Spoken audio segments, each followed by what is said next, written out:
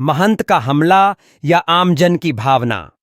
पिछले दिनों कांग्रेस के नेता प्रतिपक्ष चरणदास महंत ने कांग्रेस के वरिष्ठ नेता टीएस सिंहदेव के नेतृत्व में आगामी विधानसभा चुनाव लड़ने की बात कर बवाल मचा दिया था, जिसका पटाक्षेप उनके द्वारा कार्यकर्ताओं को उत्साहित करने के लिए दिया गया बयान के रूप में सामने आया।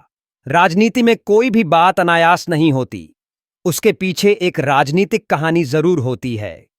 तो क्या सचमुच में महंत का बयान पूर्व मुख्यमंत्री भूपेश बघेल पर हमला था, या फिर भूपेश बघेल के प्रति आम कांग्रेस कार्यकर्ता और जनमानस की भावनाओं का मात्र प्रगटीकरण था? वैसे इस विषय को कांग्रेस में खारिज नहीं किया जा सकता है, क्योंकि कांग्रेस में इन दिनों कुछ भी ठीक नहीं चल रहा है। उस पर टिकट बेचने के आरोप लग रहे हैं। नगरीय निकायों में अब टिकट मांगने वालों की भीड़ छंट गई है। हम अपनी बात विस्तार से रखेंगे, बने रहिए वीडियो में अंत तक।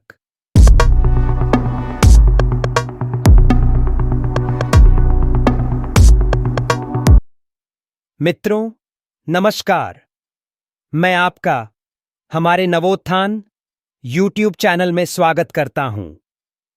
आज हम प्रदेश में कांग्रेस के नेता प्रतिपक्ष चरणदास महंत के टीएस सिंहदेव के नेतृत्व में चुनाव लड़ने के बयान की राजनीतिक समीक्षा करने जा रहे हैं।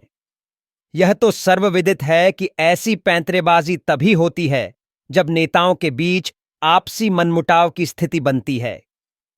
अभी नगरीय निकाय चुनाव हो रहे हैं, तो यह सहज अनुमान लगाया जा सकता है कि जरूर टिकट बंटवारे को लेकर कुछ अंदरूनी हुआ होगा, अन्यथा कोई ऐसा हमलावर नहीं हो सकता है।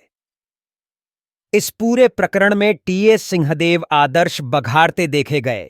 वैसे भी उनका रिकॉर्ड रहा है कि वो तब भी आदर्श बघार रहे थे जब 2.5 साल के फार्मूले पर चर्चा होती थी, और अंत में उन्होंने स्वीकारा कि यह बात तो सत्य थी, लेकिन चूंकि वो बात बंद कमरे में हुई थी तो पार्टी की मर्यादा के कारण वे नहीं बोल रहे थे। अब चूंकि महंत ने उनके नाम को आगे बढ़ाया, तो उन्होंने फिर एक बार आदर्श की ढाल ली है। वास्तव में हमें ऐसा लगता है महंत मात्र आम कांग्रेस जन और जनसामान्य के सहज भावनाओं को स्वर दे रहे थे कि भूपेश के नेतृत्व में कांग्रेस छत्तीसगढ़ में वापसी नहीं कर सकती है। इसका कारण है कि भूपेश बघेल एक अड़ियल राजनीतिज्ञ के रूप में जाने जाते हैं। जब तक पार्टी का सत्ता सूत्र उनके हाथ में रहेगा, पार्टी में कभी समन्वय स्थापित नहीं हो सकता है।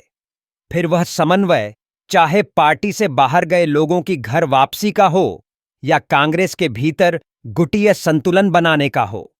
राजनीति की समझ रखने वाले भूपेश बघेल को हमेशा एकला चलो की नीति पर चलने वाला नेता मानते हैं। इस संबंध में जब नवोत्थान ने कांग्रेस जनों से बात की, तो उनकी भावना थी कि भाजपा के पिछले 15 सालों में कांग्रेसी कार्यकर्ता सरकार नहीं होने के कारण निराश था, लेकिन हताश नहीं था।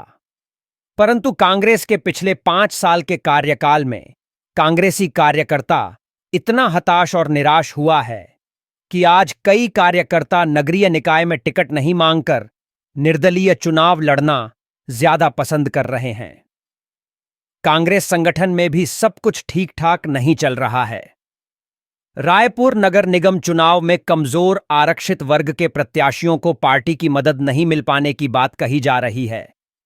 ऐसे में आखिर कार्यकर्ता कैसे अच्छा प्रदर्शन करेंगे? वहीं संगठन पर टिकट बेचने के आरोप लग रहे हैं। वैसे केवल पार्टी कार्यकर्ता ही नहीं, बल्कि राजधानी का पत्रकार जगत भी यह मानता है कि भूपेश बघेल ने कांग्रेस के सभी पूर्व मुख्यमंत्रियों की हठधर्मिता के मामले में सारी हदें पार कर दी हैं, जिनके चलते कम से कम भूपेश के रहते राज्य में कांग्रेस कभी वापसी नहीं कर सकती है। भूपेश सरकार ने भ्रष्टाचार के जो विशाल कीर्तिमान स्थापित किए हैं, उनके मुकाबले वर्तमान सरकार के भ्रष्टाचार बहुत छोटे लगेंगे। भाजपा भविष्य में सिर्फ भूपेश को सामने कर आसानी से चुनाव में जीतती रहेगी।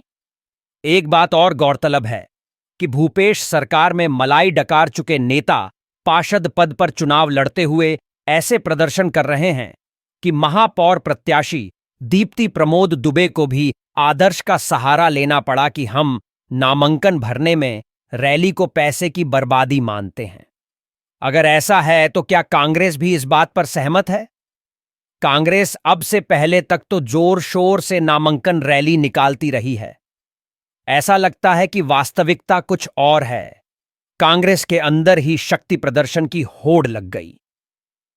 पार्षद प्रत्याशी का प्रदर्शन इतना बड़ा हो गया कि महापौर प्रत्याशी को लगा कि इससे बड़ा प्रदर्शन तो वो नहीं कर सकते हैं, इसलिए आदर्श का चोला ओढ़ना बेहतर है। कांग्रेस की वास्तविक स्थिति को देखते हुए क्या माना जाए कि महंत का बयान एक राजनैतिक हमला था, या फिर कांग्रेस के कार्यकर्ता और आमजन की भावनाओं की सहज अभिव्यक्ति? आप कमेंट कर जरूर अपने विचार हमसे साझा करें। धन्यवाद।